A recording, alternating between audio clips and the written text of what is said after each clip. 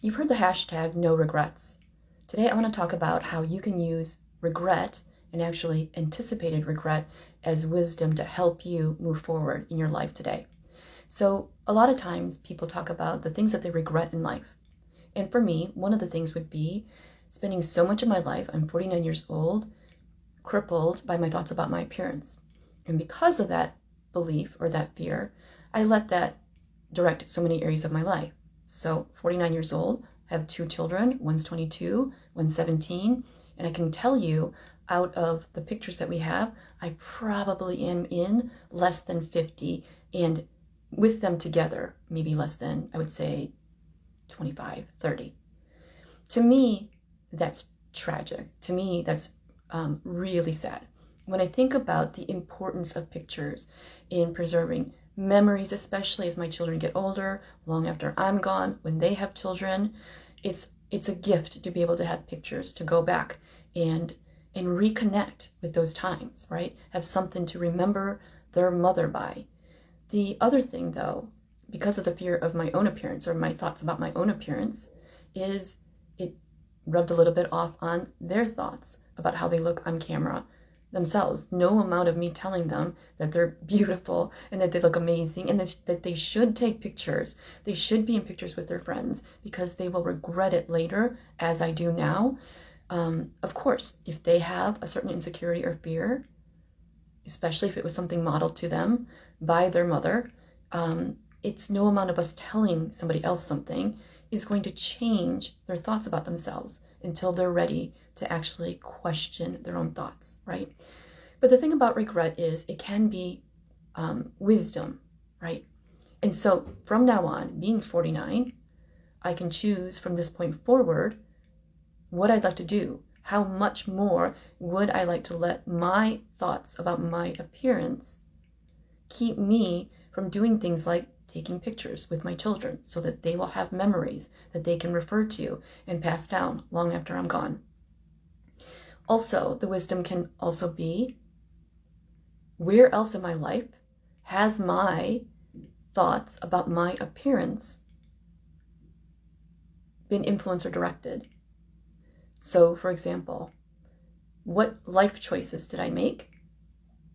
What experiences did I not allow myself to have? What career paths did I not follow because of the crippling thoughts that I had about my appearance? How much more powerfully would I have let myself show up? How much more of me would I let myself have discovered had I been of the wherewithal to think, to work on this crippling fear that I had about my appearance?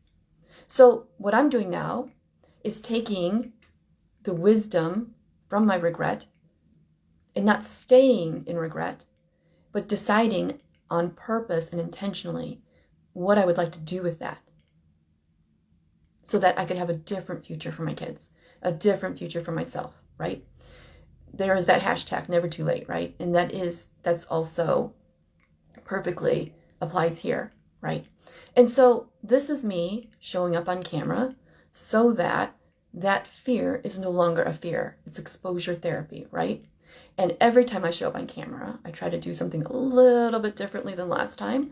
But the whole point is, at some point, this will not even be a thought in my head. Trust me, I would much rather and prefer, and I'm excited to have the day where my thoughts in my head are not filled with me and my insecurities. My thoughts in my head are meeting people, experiencing life, getting brains together to think about solutions to problems that I myself never thought that I would be somebody who could contribute because I was so caught up in my own insecurities. I'm excited for that day, and also I'm actually allowing myself to experience that now. And so when I ask the question, if I would ask the question, what would you change if you were to go back, if you look at your life now and you were to go back in time? Is there an insecurity or a limiting belief that you know has kept you from living the life that you really want, from showing up the way that you want? What would that be? And how can you use the wisdom that you have now that you regret not having worked on that earlier, how can you use that as fuel? Not a place to stay there and feel bad, right? But as Dan Pink says, to use regret actually as a catalyst to make different decisions now moving forward so that you can give yourself the experience of life that actually you may have always have had, but just never given yourself the opportunity to receive, right? There's something also called anticipated regret. Chip Conley talks about anticipated regret as a form of actual wisdom for us. Anticipated regret is us right now, zooming out into the future, seeing what the future is like, and asking ourselves, is that what we want our future to be like? Using that wisdom, having zoomed out that anticipated regret, what would you regret if things stayed exactly the same?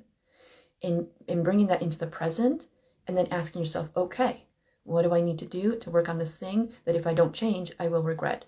And I would offer that one of the things that will be the same no matter what thing you choose, it is going to be working on the thoughts in your mind as you do the work to change. A lot of times we give up on the thing that we're trying to change, or that the skill that we're trying to build, or the habit that we want to develop. We give up because we can't handle being in our own head and being in our own body as we go through the process of developing that skill or stepping into that identity. So if we can, whatever you choose, if we can also say, and paired with that is going to be me working on developing the skill of making my brain and my body a safer place for me to be as I'm doing this work, you're going to go so much further, right? Otherwise, we can develop the skill, we can curate that habit, we can create the success that we want, but if we don't change the way that we are with ourselves in our brains, in our heads, in our bodies, this is where self-sabotage comes in. This is where we feel like we're not worthy. This is where imposter syndrome keeps rearing its head. And this is where then we retreat and we play small and we just cause ourselves so much suffering, right? And so I just wanted to offer today the wisdom from regret and anticipated regret. Have a great day.